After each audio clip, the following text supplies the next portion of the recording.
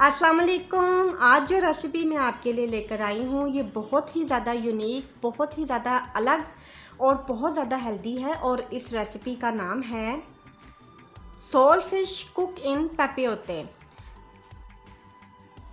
Cook in पेपियोते एक French technique का नाम है जिसमें पार्चमेंट पेपर के अंदर हम अपने इंग्रेडिएंट्स को डालते हैं और फिर अपने ही जूस के अंदर वो रेसिपी या इंग्रेडिएंट्स जो होते हैं वो उसके अंदर ही स्टीम होते हैं। तो आज हम जो चीज़ स्टीम करने जा रहे हैं वो है सोल फिश।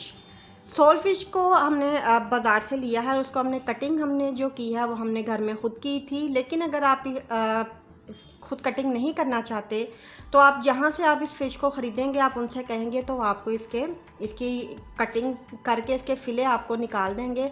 अगर आप सोल फिश नहीं इस्तेमाल करना चाहते तो आप कोई और फिश भी ले सकते हैं यहाँ पर। लेकिन आप इसी टेक्निक से जब इसको पार्चमेंट पेपर के अंदर इसको स्टीम करेंगे तो ये बहुत ही ज़्यादा हेल्दी और बहुत ज़्यादा मज़े की बनती है।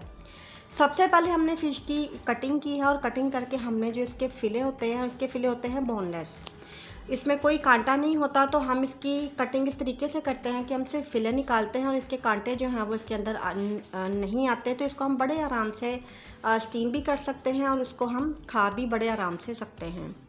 तो आइए हम आपको बताते हैं कि इसके इंग्रेडिएंट्स कौन कौन से हैं।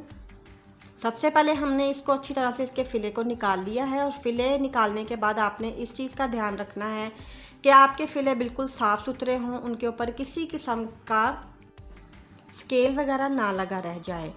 तो अच्छी तरह से साफ़ करने के बाद दूसरी बात यह है कि ये फ़िश बहुत ज़्यादा सोल होती है, इसका कुकिंग टाइम जो है बहुत ज़्यादा नहीं होता। मैक्सिमम भी 10 से 15 मिनट में अगर आप इसको स्टीम या बेक करेंगे तो आपकी फ़िश तैयार हो जाएगी।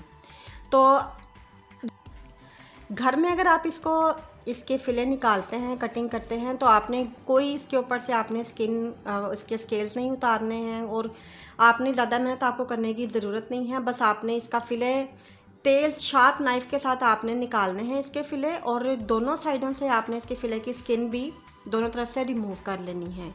ये हमने एक फ़िले निकाला है, इसमें ना तो कोई कांटा है और इसका जो स्किन है वो इसके साथ है, लेकिन वो भी हम उसको भी रिमूव कर लेंगे। पहले हम फ़िलेस को अलग करेंगे फ़िश से और उसके बाद फिर इस तरीके के साथ हम इस फ़िले की जो स्किन है वो भी इससे अलग कर लेंगे। इस तरह से हमारे पास टोटल जो सोल फिश है उसके जो फ़िले हैं वो हमारे पास तैयार हो जाएंगे, जिनमें ना तो कोई कांटा होगा ना ही किसी किस्म की इसके ऊपर कोई स्किन होगी। अब हम तैयार करते हैं इसकी मैरिनेशन। सबसे पहले हमने लेना है लाइम जूस। लाइम जूस नहीं है तो आप लेमन जूस भी यूज़ कर सकते हैं। उसके बाद हमारे पास है ड्राई पार्सले, ये है जी हमारे पास नमक है, ये आपने अपने हस्ब ज़रूरत बहुत कम नमक यूज़ करना है। उसके बाद हमने इसमें डालना है 1 tablespoon paprika powder, half tablespoon हमने डालना है क्रश मिर्च पाउडर और उसके बाद हमने लास्ट में इसमें डालना है ब्लैक पेपर क्रश आपने डाल दी हैं तकरीबन आधा खाने का चम्मच। इन सब चीज़ों को आपने अच्छी तरह से मिक्स करना है ताकि सारे मसाले अच्छी तरह से मिक्स हो जाएं। और इन मसालों को अच्छी तरह से मिक्स करने के बाद आपके पास जो फ़िले होंगे वो आप उसको इस मसाले में हम कर लेंगे मैरिनेट। बहुत ज़्यादा देर तक आपने इसको मैरिनेट नहीं करना है क्योंकि ये बहुत ज़्यादा इसको टाइम देने की ज़रूरत नहीं है। तो हमने तमाम फ़िलेस के ऊपर अच्छी तरह से अपनी जो मैरिनेशन थी उसकी कोटिंग कर ली है। अच्छी तरह से हाथ के साथ भी आप कर सकते हैं ताकि पूरी जो हमारी फ़िले है वो अच्छी तरह से मसाले में कोट हो जाए। इस तरीके से हमने तमाम फ़िलेस के ऊपर अच्छी तरह से अपनी मैरिनेशन को कोट कर लिया है। ये करने के बाद हमने इसको रख देना है साइड पे। उसके बाद हमने लेना है जी पार्चमेंट पेपर या फिर butter paper. Butter paper easily मिल जाता है, आपने बटर पेपर यूज़ करना है। बटर पेपर के ऊपर हमने काटे हैं आलू और आलू हमने बहुत ज़्यादा मोटे नहीं रखने हैं। आलू की हमने एक लेयर बिछानी है पेपर के ऊपर और ये ख्याल रखिए कि आपके आलू गीले नहीं होने चाहिए बल्कि ड्राई होने चाहिए। आलूओं की एक लेयर बिछाने के बाद हम इसके ऊपर दूसरी लेयर जो बिछाएंगे वो हम बिछाएंगे प्याज की।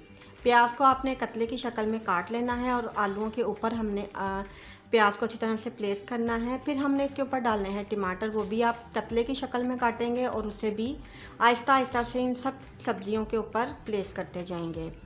उसके बाद हम डाल रहे हैं इसके ऊपर क्रश मिर्च है और क्रश ब्लैक पेपर और नमक इसके ऊपर से हम स्प्रिंकल करेंगे। उसके बाद ही हमारे पास लहसुन है, ये हमने बहुत बारीक बारीक काटा हुआ है, ये भी हम इसके ऊपर थोड़ा सा डाल देंगे। इसका बड़ा अच्छा एक अरोमा और फ्लेवर बड़ा अच्छा बनता है। उसके बाद हमारे पास हैं जी ब्लैक ऑलिव्स, वो भी हम उसके ऊपर डाल देंगे, सारे अच्छी तरह से फैला देंगे। ब्लैक ऑलिव्स डालने के बाद हम इसके ऊपर डालेंगे जी हमारे पास है फ़िश के जो फ़िले हमने मैरिनेट किए थे, वो हम इन सब्जियों के ऊपर प्लेस करेंगे। अच्छी तरह से ये प्लेस होने चाहिए ताकि हमारी सब्जियां सारी इस फिलेस के अंदर छुप जाएं। इसके बाद हमने इसके ऊपर डाली है हरी मिर्चें। हरी मिर्चें डालने के बाद हम डालेंगे हरा धनिया, और हरा धनिया डालने के बाद हम इन सब चीज़ों को हमने देखी इस लेमन के कतले इसके ऊपर डाले हैं। लेमन के कतले का बड़ा मज़े का एक खट्टा सा फ्लेवर आएगा और साथ में इसकी जो इसकी खुशबू है वो बहुत मज़े की आती है। हरा धनिया भी हमने इसके ऊपर डाल दिया है और सबसे लास्ट में हम इसके ऊपर डालेंगे ऑलिव ऑयल। ऑलिव ऑयल अगर आपके पास नहीं है आप बटर भी डाल सकते हैं, नॉर्मल जो आप घर में यूज़ करते हैं वो ऑयल भी आप इसके ऊपर डाल सकते हैं। तो इन सब चीज़ों को स्प्रिंकल करने के बाद इन सब चीज़ों की एक प्रॉपर तय हमने बनानी है और उसके बाद हमने करना ये है कि एक दूसरा पार्चमेंट पेपर या बटर पेपर लेना है, वो हमने इसके ऊपर प्लेस कर देना है। प्लेस करने के बाद जिस तरीके से मैंने इसकी किनारों को अच्छी तरह से सील किया है, अच्छी तरह से मैंने फ़ोल्ड किया है, आपने भी अच्छी तरह से फ़ोल्ड करना है। और इस चीज़ का ख़ास तौर पर आपने ख्याल रखना है कि चारों तरफ से अच्छी तरह से ये पेपर हमारा सील हो जाए, क्योंकि जो स्टीम है वो इसकी बाहर नहीं निकलनी चाहिए। फ़िश और वेजिटेबल्स जो अपना पानी रिलीज़ करती हैं उसी पानी के अंदर स्टीम बनती है और उस स्टीम से ये सारी वेजिटेबल्स और फ़िश जो है वो अच्छी तरह से पक जाएगी। मैंने इसको बेकिंग ओवन में 200 डिग्री सेंटीग्रेड के ऊपर तकरीबन 15 से 20 मिनट के लिए इसको बेक किया था और आप ये देखें कितना मज़े की ये स्टीम हुई है। अगर आप ओवन में बेक नहीं करना चाहते तो आप घर में किसी फ्राई पैन के अंदर या देगची के अंदर भी ये काम कर सकते हैं। अगर आपकी फ़िश का फिले मोटा है, मोटी वाली आपने फ़िश ली है, तो आपको का कुकिंग टाइम ज़्यादा होगा।